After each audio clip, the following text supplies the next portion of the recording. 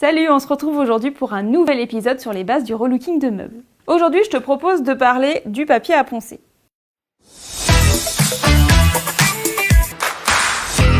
Lors du dernier épisode, je te parlais du nettoyant du relooker et j'évoquais le fait qu'il ne s'agissait pas d'un décapant et que sur un meuble verni, le nettoyant du relooker n'allait pas retirer le vernis. Pour retirer le vernis, je ne vais pas te le cacher, il va falloir décaper. Alors, il y a plusieurs solutions. La première, évidemment, va être l'aérogommage.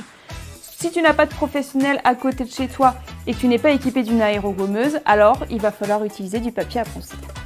Lorsque tu achètes du papier à poncer, en règle générale, sur le carton ou bien au verso de ton papier à poncer, tu vas avoir des chiffres d'indiqués dessus.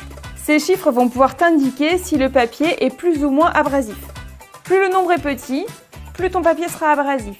Et inversement, plus ton nombre sera grand et moins il le sera. Il n'y a pas de véritable façon de faire, en revanche, voici mes conseils. Si ton but est de décaper du vernis, utilise dans un premier temps un grain 120. En fonction de la résistance du vernis, soit tu maintiens ce grain, ou alors tu peux descendre, prendre du 80.